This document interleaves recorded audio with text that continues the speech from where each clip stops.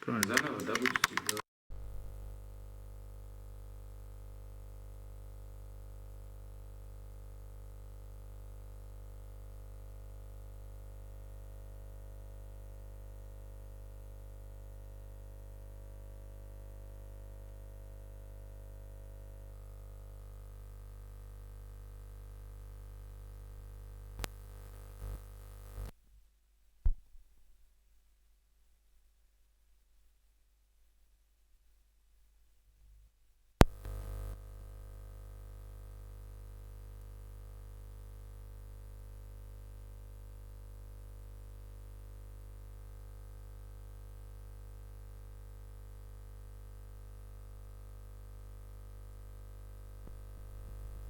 Громко просто говорите.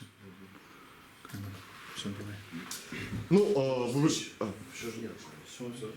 вибачаємося за невеличкі технічні неполадки, тому просто почнемо так, бицем би нічого не було, то ж саме питання, що відбулося у гульні з Смолевичами. В игре со Смолевичами, ну, скорее всего, какое-то недоразумение. По игре по результату может показаться, что Смолевичи полностью переиграли, но на самом деле это не так. Если вы помните, при счете 0-0 первый момент был у нас, и забей мы первыми на 9-й минуте, то, возможно, было бы все по-другому. К сожалению, в футболе нету сослагательных, если бы. А потом пропустили гол, который произошел, скажем так, из индивидуально-групповой ошибки.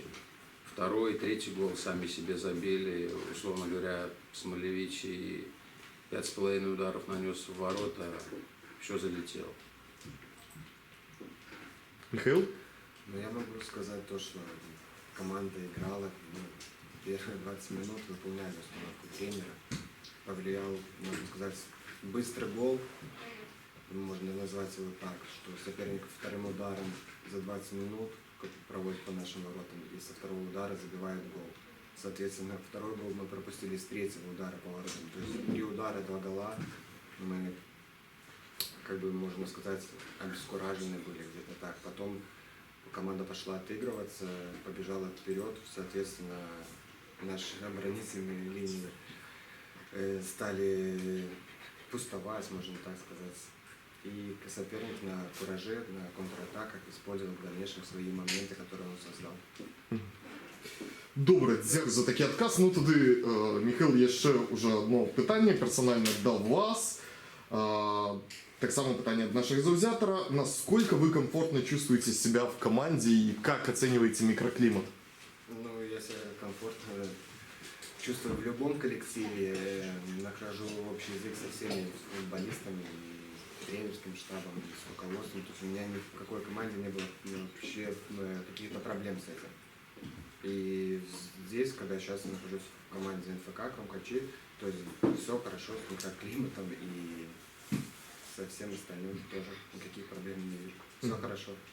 Ну, гэта выдатна, што ўсё падабаецца. Ну і зараз пытанне да галоўнага трэнера каманды. Прычым, я думаю, што яно будзе такое досыць нечаканае і, можа, крыху шакуючае. Вот что нам дослали. Как вы относитесь к тому, что Кошель курит? В скобочках. Лично видел, как он покуривал в районе улицы Ленинградской. Честно скажу, нейтрально отношусь. Я не родитель, воспитывать, тем более парня в таком возрасте, я не собираюсь и не буду, скажу честно. Если увижу, что это будет влиять на тренировки, на игру, ну тогда какие-то меры примем. Добре. Так, і зараз питання до вас двоих. Гэта так само такі амаль, што можна казаць, што крык душы аднаго з заўзятараў, і гэта больш ужо сапраўды эмоцыя.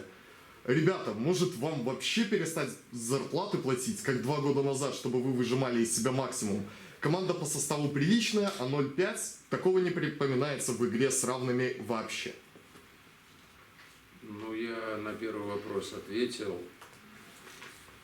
Единственное, могу добавить, здесь я не согласен, в плане самоотдачи, в плане отношения в тренировочном процессе, в плане официальных игр у меня ни к одному из моих футболистов нету претензий именно по этим критериям. Да, есть вопросы по реализации, по игре в обороне, они есть, скажем так, вопросы тактического плана. Но по самоотдаче, по желанию парни тренируются, играют со страстью.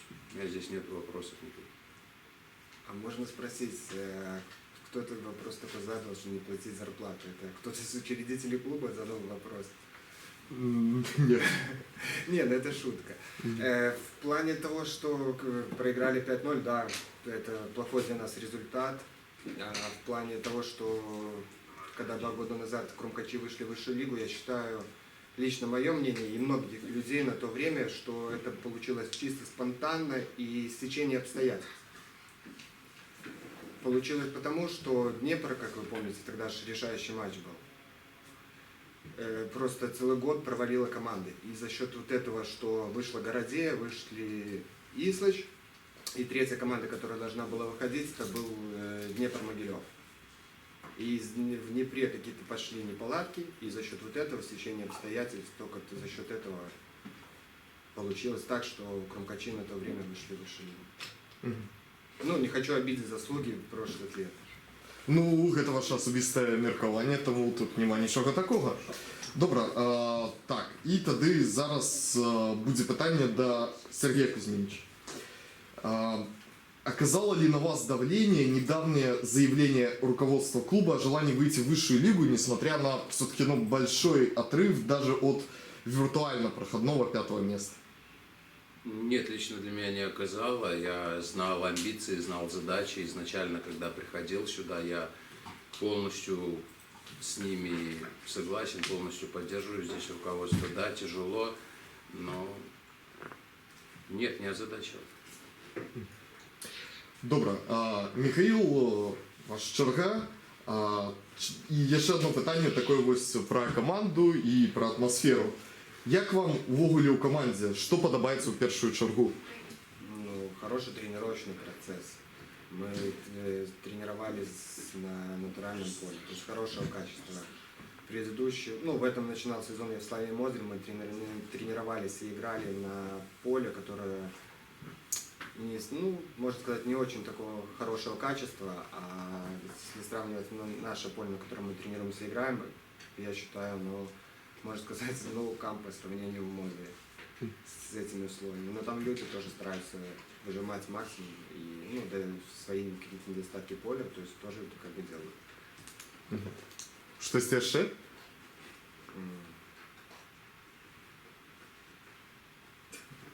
Ну, коли не, дик не, хай буде поле. Не только поле. Ну, то есть у нас хороший тренировочный процесс, то есть все как бы условия в плане, что касается тренировок, подготовки к тренировкам, к играм, как бы все ну, на достойном уровне, то есть в этом плане. Остается только нам играть, радость болельщикам. Ну і тоді крочим далі, і ось знову гэта больш зараз будзе, може, не нейкае пытанне, а такая як парада, ці прапанова, і не ведаю нават як правильно гэта сказаць, але тым не менш.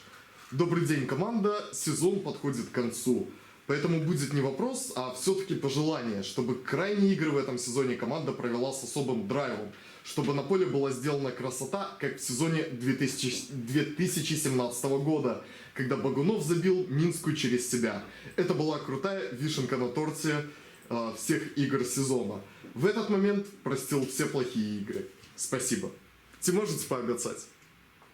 Ну, я обещаю одно насчет гола через себя, не знаю, это надо больше у ребят, но что драйв будет, это на оставшиеся 3 игры я все сделаю от себя зависящее и независящее. То есть ребята будут играть с полнейшей самоотдачей, что они в принципе и делают. И результат, я думаю, будет. Ну, через себя. Если у меня будет возможность пробить через себя, я пробью через себя. Я на тренировках, как бы, есть возможность, я бью через себя. И в команде ребятам тоже скажу, если у них будет возможность, чтобы порадовали болельщикам ударом через себя.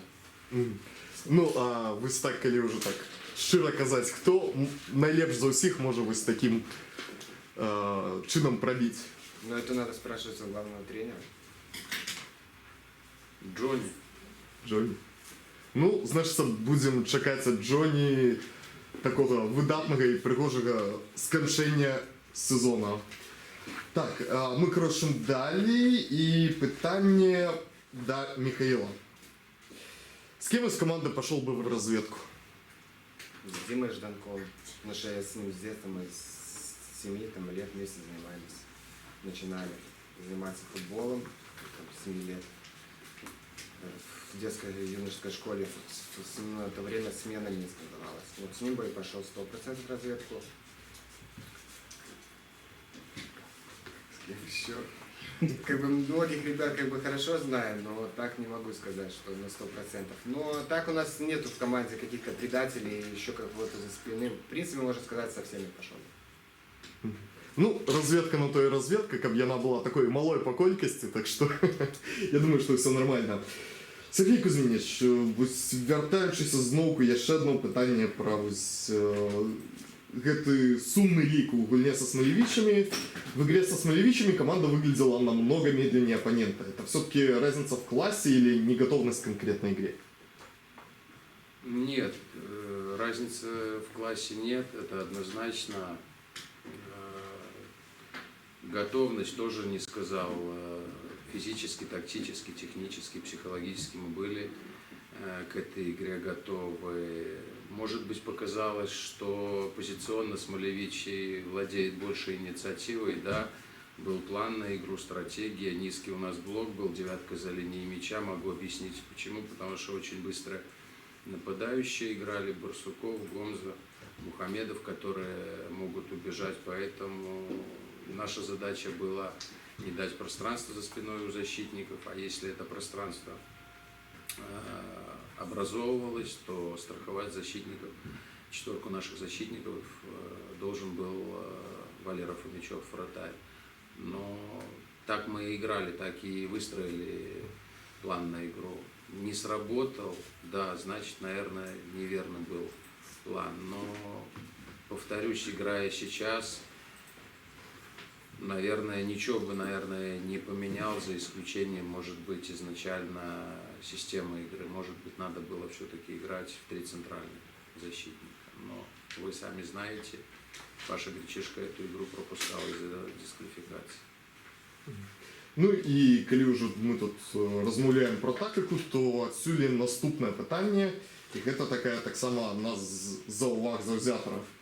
В последних играх складывается ощущение беспомощности при выходе из защиты. Команда подолгу катает мяч в треугольнике, зачастую в итоге просто теряя его при попытке сделать передачу. Согласны с наблюдением? Да, согласен, верное наблюдение, спасибо, хороший вопрос. Даже, наверное, замечание, а не вопрос сегодня на разборе нашей игры с «Гранитом». Делали акцент, но вы должны понимать, что мы играем, мы доминируем, мы играем в короткую, в среднюю передачу, и очень тяжело взламывать 8-ку, 9-ку, 10-ку соперника, когда у нас инсайды, которые от них в большей степени зависят на развитие атаки, играют на сохранение. К сожалению, у нас в этой игре играли Саша и Макс Талейко. Я говорю, почему к сожалению, потому что у них больше оборонительный навык. Это нормально. Мы разговариваем, мы объясняем, как надо. Парни, самое главное, сами это понимают, стремятся к этому. Я надеюсь, прогресс будет. Ну, ми так само будемо сподіватися, що команда протягне прогресувати, навіть не глядячи на те, що сезон вже скончується. Михаїл, зараз знову звертаємося до вас. Ну, ось, перш за все, так, криху флешбэк. Расскажите о своей карьере игрока. Где играли? Самая важная победа в жизни какая была? Самое обидное поражение, может быть?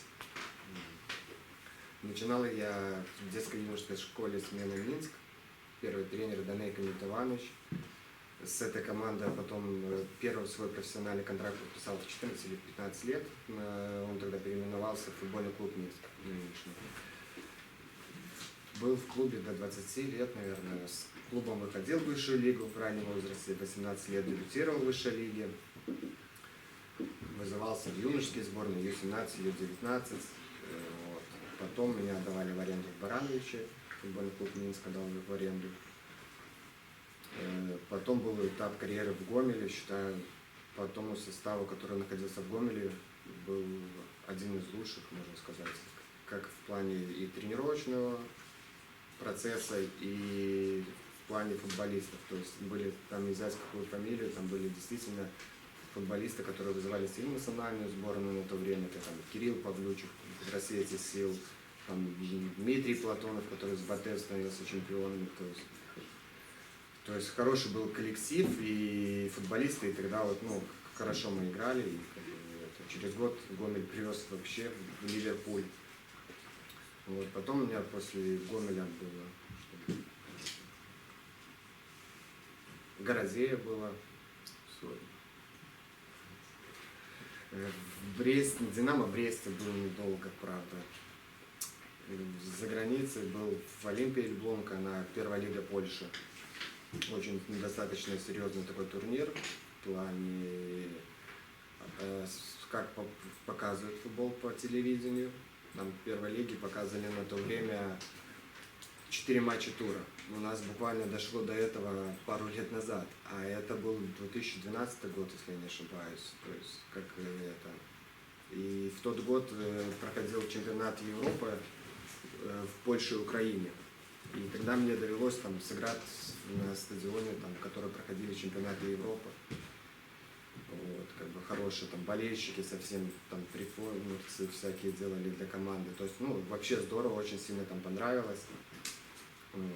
Но мы, правда, вылезли с первой лиги тогда. И как бы там не захотел оставаться в команде и поехал в другую команду на присмотр, и там не сложилось. Вот.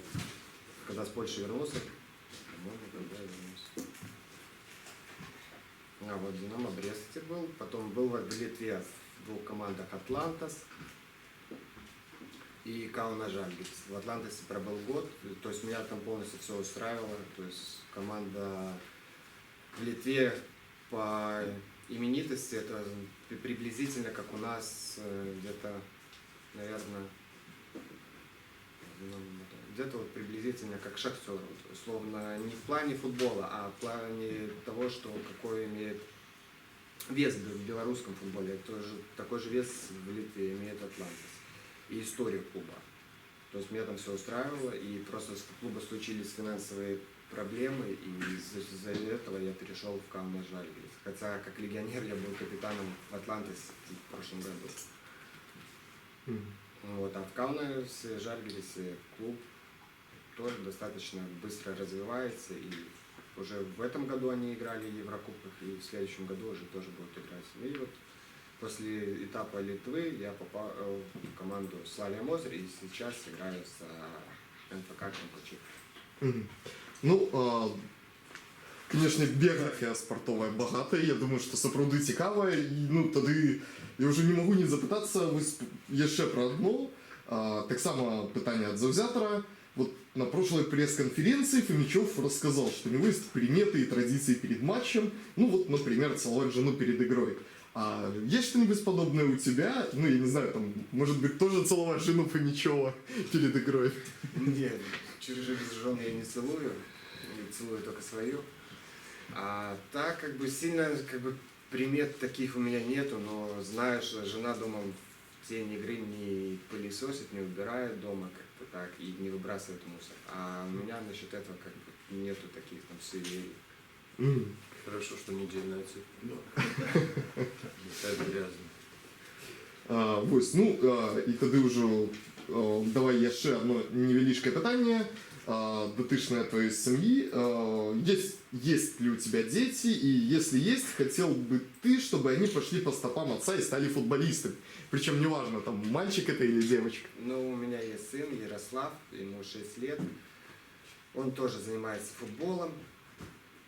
Он первый раз начал заниматься в Литве в 4 года в Клайпеде, в академии. Вот, а с прошлого года они приехали уже в Беларусь, и он пошел заниматься, опять же, в футбольный клуб Минск, где я начинал, и у моего первого тренера. Как таковой я не ставлю перед ним цель или там, задачу, там, чтобы из него сделать футболиста. То есть моему сыну нравится, он занимается, это ему идет, ну, как бы, на здоровье. Вот. А профессиональное он должен сам принять выбор, становиться профессионалом, не становиться профессионалом. То есть это в большей степени от него зависит.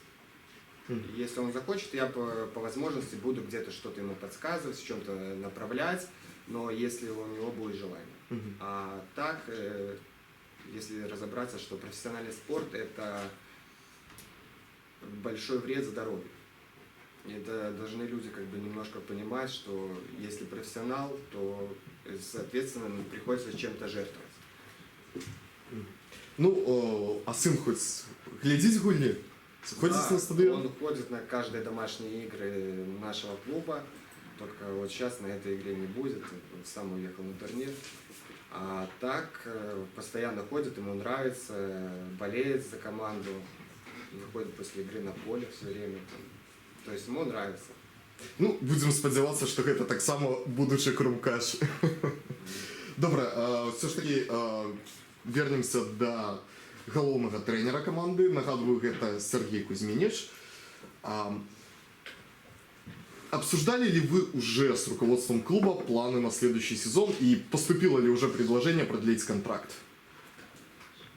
Да, планы обсуждали, предложение тоже поступало. Спасибо руководству, директору за предложение. По планам, да, есть предварительные наброски. Первостепенно стоит задача комплектования команды, комплектования состава. То есть есть уже черновик, можно так сказать, какие позиции в первую очередь нужны нам на следующий сезон. Это для меня самая главная задача. Ну, я ж сподіваюся, вы застанетесь? Да. Ну, все. Так что, можно официально писать, что все. Сергей Кузьминиш застанется і на наступний сезон. Файно. Ну і зараз питання знову уже двойное до усіх. Криху все ж таки отойдем от серьезных тем.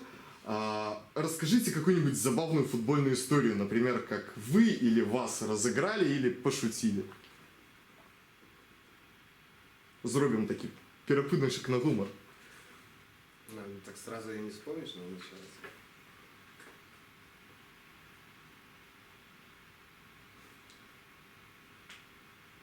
Не, ну вообще много как бы всяких приколов и шуток было в разных командах. Ну, ось може нечто такое самое яскравое такое. У меня забавная история была, когда мы ехали с выезда, и я довольно-таки крупную сумму в Джокера выиграл. Вот это забавная история очень была. Мне она очень понравилась. Ну, вот недавно у нас был выезд, и у нас была остановка. Ну, вот самое такое, которое сейчас вспомнилось. Мы остановились на заправке, там заправлялся водитель автобуса, команда села в автобус и поехала, и забыла одного человека. И мы проехали буквально, наверное, километра полтора-два, может, и только заметили, что не хватает ли одного человека у нас в автобусе. И, ну, автобус остановился, этот человек, не буду называть имя, фамилию, и вот тут он бежал, мне его было так очень сильно жалко, что человеку пришлось только бежать за автобусом, догонять, чтобы поехать домой. Так, ну, добре, криху пожартували і покуль що хопить, але ми обов'язково протягнем. Сергей Кузьминиш, шансы попасть в вышку остаются чисто теоретические, и то, если сложится очень большое количество факторов. Как вы считаете, пробиваться нужно любым способом или все же проще вот еще сезон поиграть в первой лиге и выйти по чистому спортивному принципу? Я считаю, да, правильно сказали, я считаю только по спортивному принципу. И опять же, мое субъективное мнение, нам нужен следующий сезон в первой лиге. Это мое субъективное мнение. Ну, а с чем это связано? Ось еще один сезон. С чем это связано? Да, для психологии? Нет, команда тогда уже будет готова. То есть сейчас, условно говоря, если ребятам задать вопрос, кто готов играть в высшей лиге, я думаю, немногие сами себе честно скажут, что я готов играть в высшей лиге. Ну, коли ми вже ось тут розмовляємо про психологию, то наступное питание такое. Иногда складывается впечатление, что команде не хватает уверенности. И работает ли с командой психолог? И по вашему мнению, вообще насколько важно для игроков и для команды работать с психологом? В нашей команде психолог не работает. Я лично не вижу смысла в психологе. Если он понадобится, ну, я думаю, мы к его услугам обратимся. Но я думаю, до этого дела не дойдет. Добре, зараз все ж таки тоді вже перейдемо більш до концовки сезону, і наступне питання таке. Сергей Казимирович, можно уже подводить итоги сезона и насколько уровень футбола и игры соперников в первой лиге соответствует ожиданиям, вообще соответствует и соответствовал ожиданиям перед тем, как вы пришли в НФК? Кто удивил больше всего из клубов, а кто наоборот? Еще один хороший вопрос, спасибо. Ожидания нет, не удивили. Я знал, что турнир тяжелый будет, трудный, так оно и получилось. Что касаясь соперников, ну, я, наверное, отмечу «Спутник» Речицу именно по первому кругу. Я смотрел, наверное, 4 или 5 игр. Мне «Спутник», ну, игра симпатизировала. Что сейчас происходит, я не знаю и не хочу знать, у меня моя команда. Что разочаровало, какая команда разочаровала? Скажу честно, разочаровала одна команда, это моя команда в некоторых играх. Игра первая, наверное, это с Микашевичами, первый круг. Ну, еще, наверное, несколько игр в плане именно качества. Я не за результат говорю, а именно за качество. Ну, а удивило, опять же, давайте я скажу, что что-то я позитивное, одно зерно вынес после поражения со Смолевичами 5-0. Удивили наши болельщики, скажу честно, ну, я таких в Белоруссии не видел. Они настоящие, и, наверное, первый раз в жизни я увидел, когда команда 5 получила, а болельщики аплодируют, кричат «молодцы», но это дорогого стоит.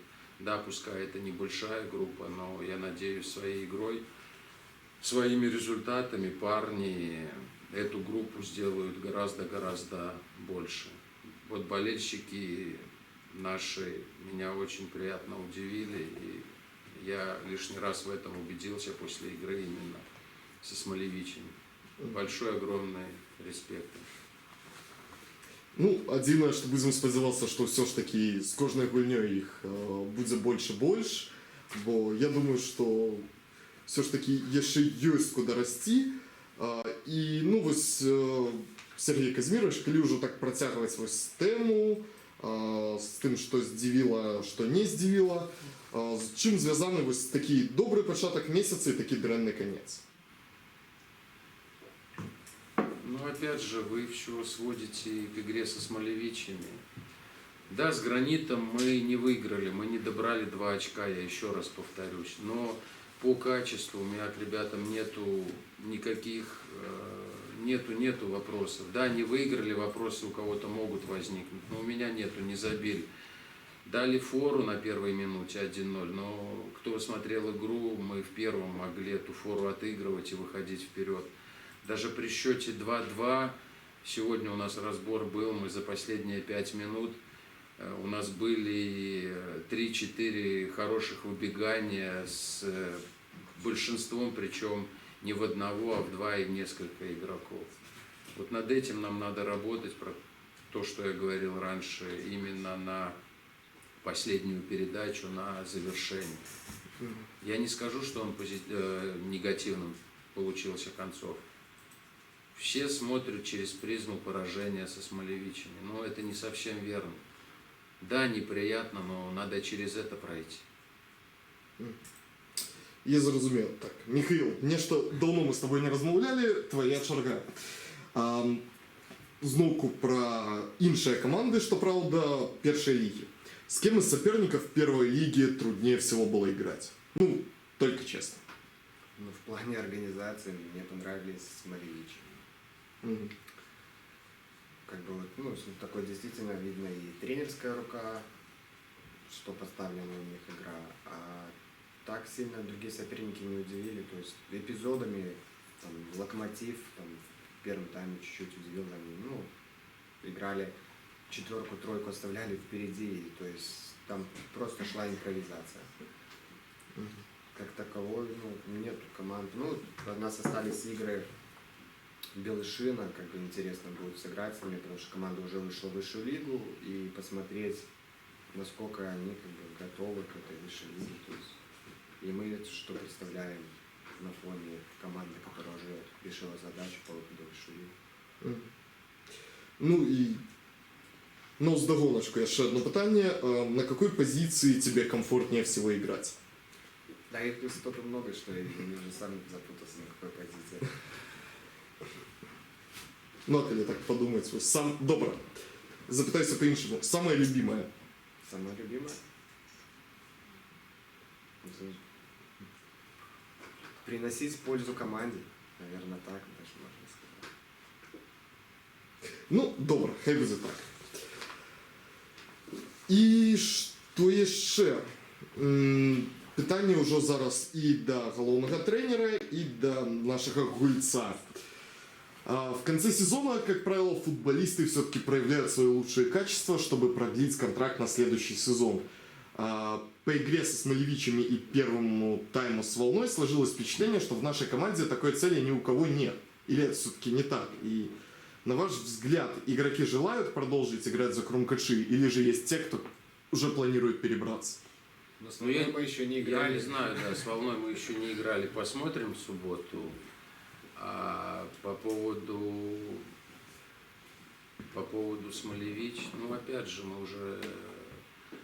уже на эту тему разговаривали. У меня уже есть, в принципе, опять же, список черновик, с кем идти дальше, с кем будем разговаривать. Но эти 3 игры, они могут все с ног на голову перевернуть. Опять же, видите сами, всем даем шанс, доказывайте, что вы хотите, что вы можете играть в этой команде, что вы нужны этой команде. Но я как от игроков могу сказать, что игроки не собираются просто доигрывать чемпионат. То есть постараемся выполнить такую минимальную задачу попадания в шестерку, пятерку, там уже как сложится, мы не знаем, но приложим все силы, и чтобы попасть и выполнить. Но не от нас это зависит, но постараемся в 3 игры выиграть. А как сложится, никто не может угадать. То есть доигрывать никто не собирается в плане футболиста. Сергій Казимирович, тоді ось питання ви казали, що вже є наброски, а які позиції планується умацувати? На які позиції може когось ще підписати? Ну, здесь никаких секретов нету. Любой тренер в первую очередь хочет усилить центральную ось. То есть здесь я ничего нового в Америке не открою. То есть понятно, это центральный защитник, центральный полузащитник, центральный нападающий.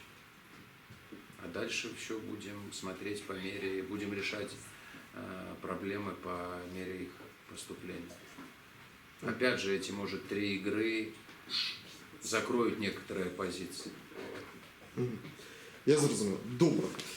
Так, і давайте тоді ще ось таке питання про склад команды. Кто из вашего состава может уже в следующем году заиграть в вышке?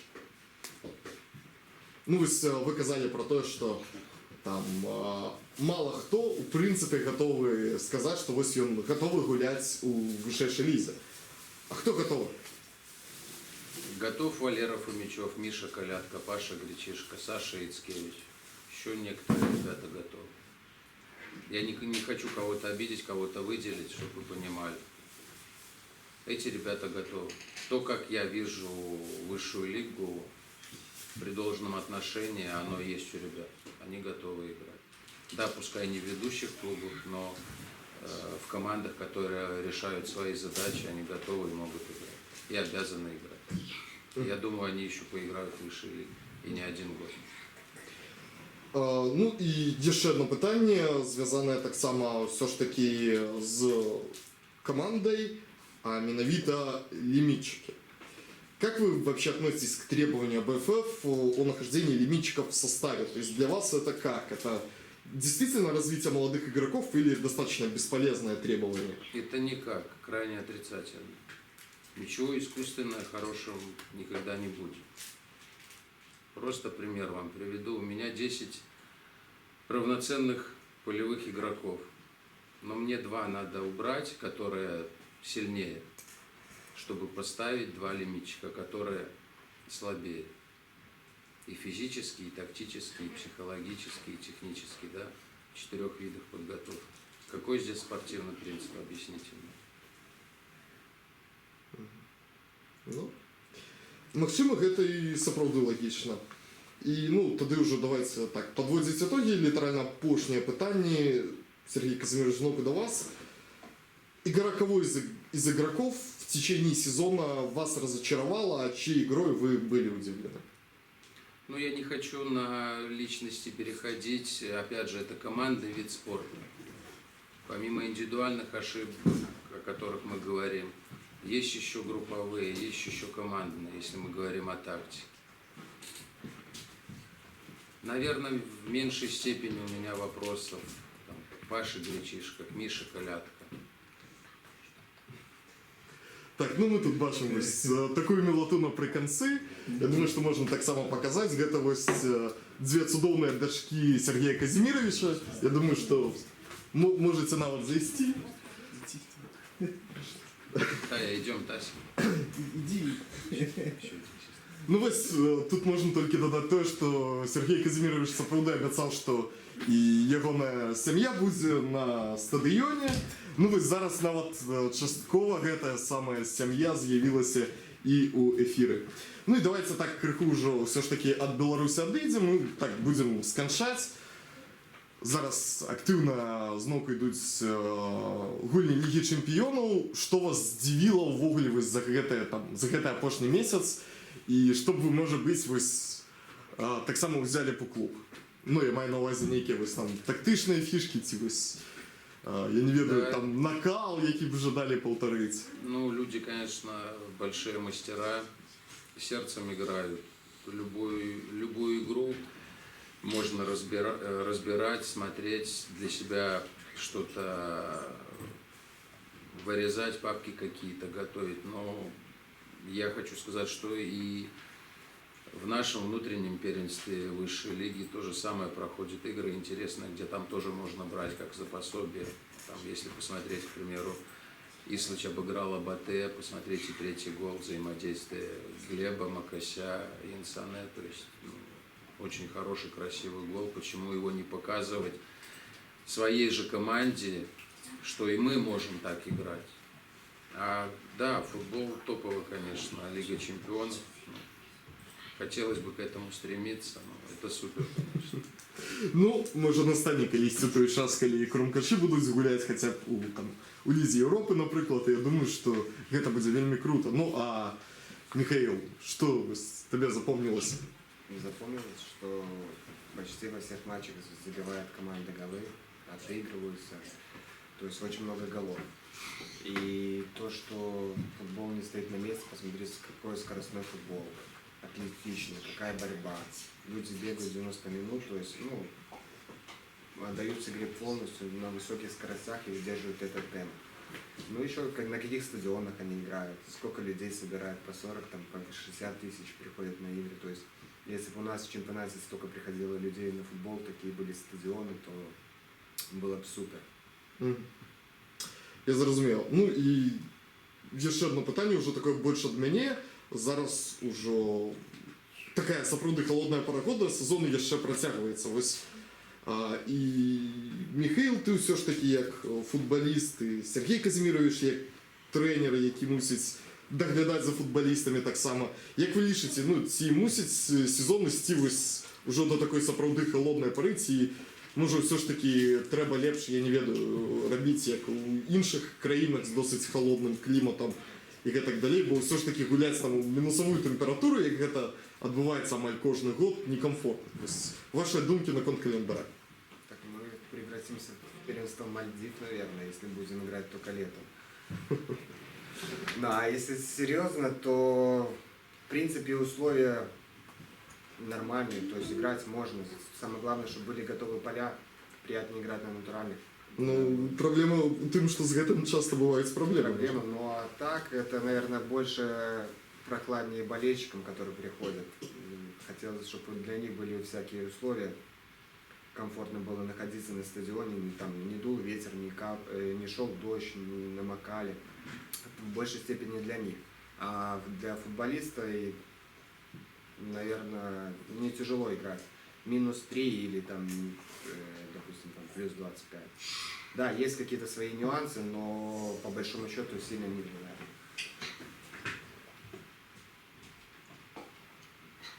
Да нет, здесь нормальный календарь, но здесь проблема в полях, я вижу, это не проблема полей, а проблема руководителей.